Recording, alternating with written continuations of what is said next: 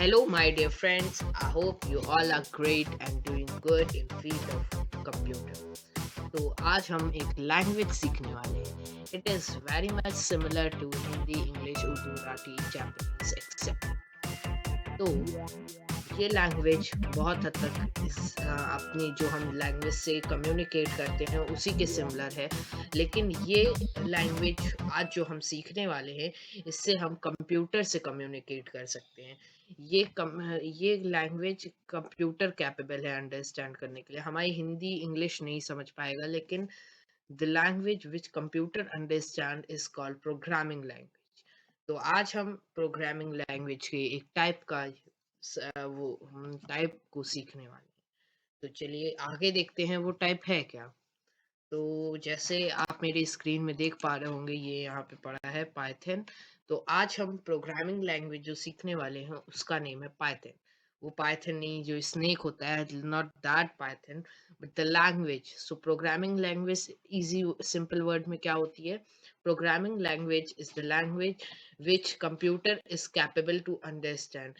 It is very much similar to the language which we communicate from one person to another, but the language which computer understand and communicate with us is called programming language. Some of the type of programming languages are Python, Java, CSS, C++, or HTML, JavaScript. All those are programming language. तो आज हम पढ़ने वाले हैं Python को.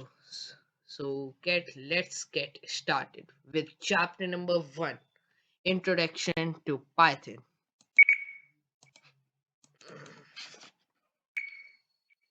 तो मैंने chapter 1 के नोट्स खोल लिए हैं. इंट्रोडक्शन. तो हम इंट्रो देखते हैं.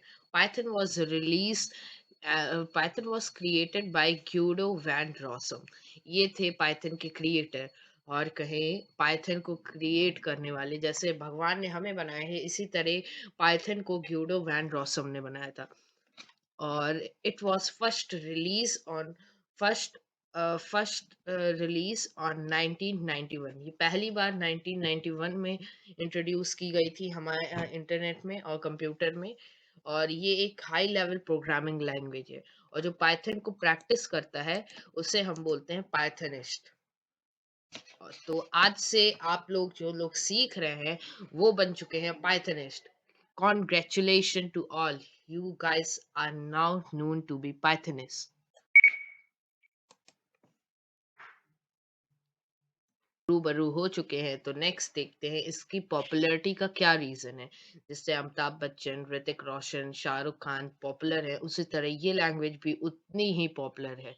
और इसको सीखना हर हर कंप्यूटर यूजर की एक एक सपना होता है. इसको सीखना इजी है, लेकिन इसके कोड्स को याद करना और इसको पूरी तरीके से एडवांस लेवल तक ले जाना, इट्स अ बिट हार्ड.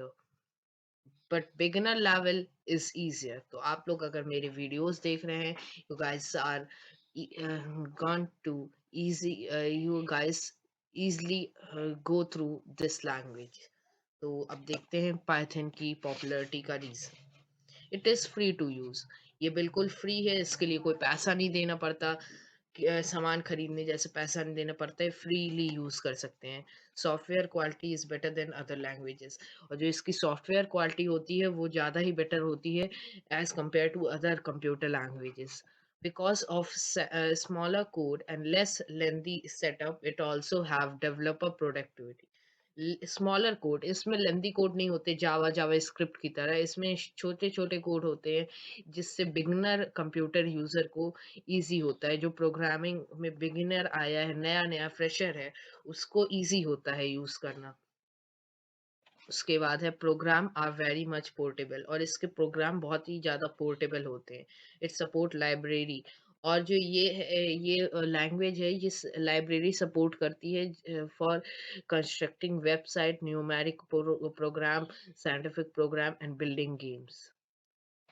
उसके बाद हमने रीज़न देख लिया पॉपुलैरिटी का. ये इधर पे 5 कुछ रीज़न है जिसके कारण ये पॉपुलर है. और हम अब आगे बढ़ते हैं और देखते हैं why Python is better than other languages. There are several reasons why Python is better language than other. So let's go ahead. तो यहाँ पे पहला रीजन दिया है powerful. It have dynamic typing, powerful containers, no variables declaration. Point number one, for betterment of this language as compared to other. उसके बाद है ready made stuff, large collection of third party interfere. यहाँ पे third party interfere का large collection है. Third party interfere का large collection है. हम यहाँ पे थर्ड पार्टी जैसे दो लोग कम्युनिकेट एक दूसरे से बात कर रहे हैं, कोई तीसरे को हम उसमें डाल देते हैं, इन्वॉल्व कर देते हैं, उसी को बोलते हैं थर्ड पार्टी इंटरफेयर. तो इसी तरीके से पाइथन में भी थर्ड पार्टी इंटरफेयर होता है. और इसके बाद इसमें हम ऊपर की बात कर चुके हैं पावरफुल लाइब्रेरी की. तो इसमें लाइब्रेरी होती है जिससे हम ऐप, न्यूमेरिक प्रोग्राम ये सब कंस्ट्रक्ट कर सकते हैं. और सपोर्ट फॉर ऑपरेटिंग, और ये ऑपरेटिंग को सपोर्ट करती है.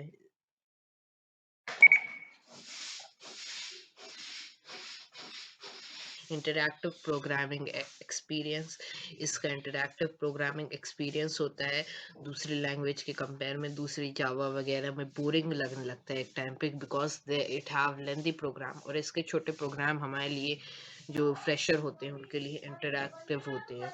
उसके बाद program are simpler, smaller and more flexible. इसके प्रोग्राम होते हैं वो काफ़ी ज़्यादा सिमिलर होते हैं, छोटे होते हैं और फ्लेक्सिबल होते हैं. Easy to type and run, इसको इजी है टाइप करना और रन करना. उसके बाद हम देखते हैं पाइथन क्या क्या बनाने में यूज होती है. For building GUI applications, system programming, internet scripting, robo programming, games programming, database programming, scientific programming. ये सब कुछ फील्ड है जहाँ पे अभी यूज होती है पाइथन, जहाँ पे इसका यूज किया जाता है. तो ये दिया है, कुछ पॉइंट है. इसके बाद हम देखते हैं in which field Python is used today. ये है गूगल में पाइथन का यूज होता है, यूट्यूब में कंटेंट क्रिएटिंग में पाइथन का यूज होता है, एनएसए में होता है, रोबोट्स को कंस्ट्रक्ट करने में होता है, पिक्सार में यूज होता है, नासा यूज करता है पाइथन का कंट्रोलिंग सैटेलाइट्स एंड ऑल. इसके बाद हम देखते हैं प्रोग्रामिंग पैराडिग्म्स. प्रोग्रामिंग पैराडिग्म्स होते हैं, इसका मीन होता है प्रिंसिपल और मॉडल. इस जो प्रोग्रामिंग पैराडिग्म्स होते हैं इसका मीन प्रिंसिपल या मॉडल होता है. जिस सपोज एक मॉडल है जो पाइथन को प्रोग्राम करने में हेल्प करता है, उसी को हम बोलते हैं पैराडिग्म्स. तो there are mainly I think three और फोर पैरागेम्स. तो हम एक एक करके सबको देखते हैं. It is a style of building the structural program. एक इस तरीके की स्टाइल होती है स्ट्रक्चरल प्रोग्राम को बिल्ड करने की. इसके बाद procedural programming is better choice, though functional programming is obvious choice.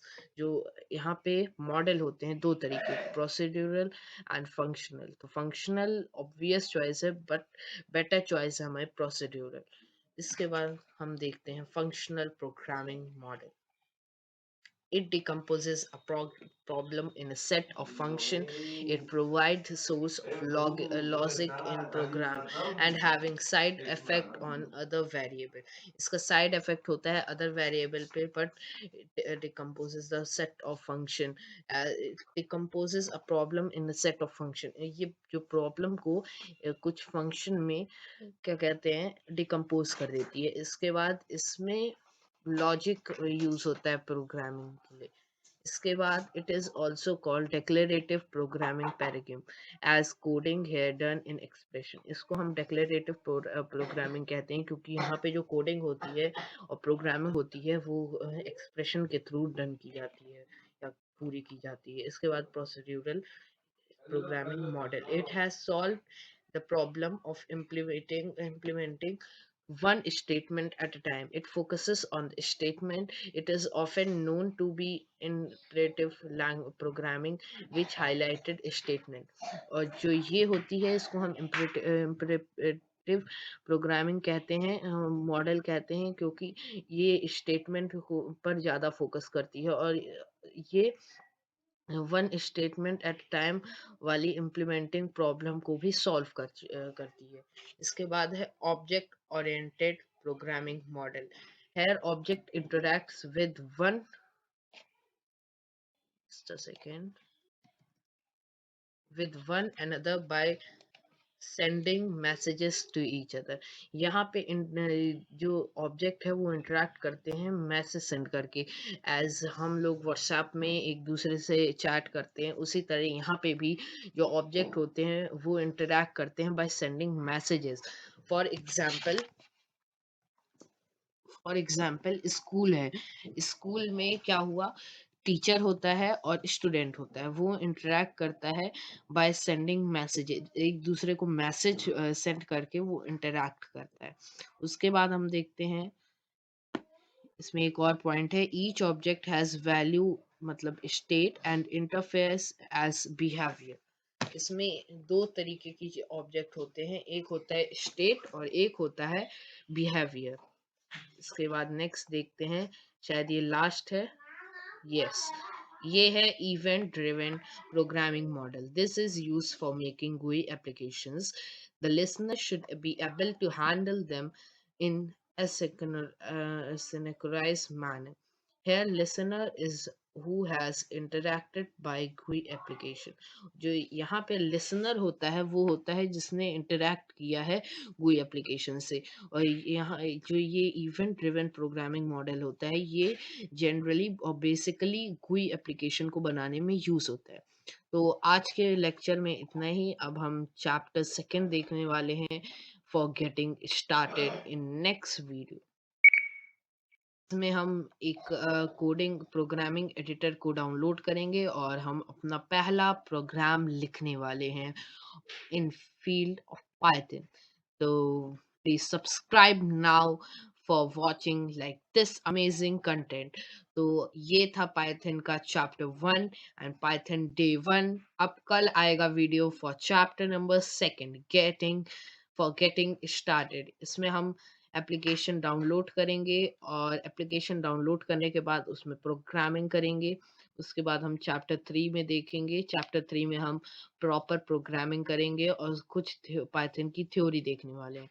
तो अभी के लिए बस इतना ही। Thanks for watching and please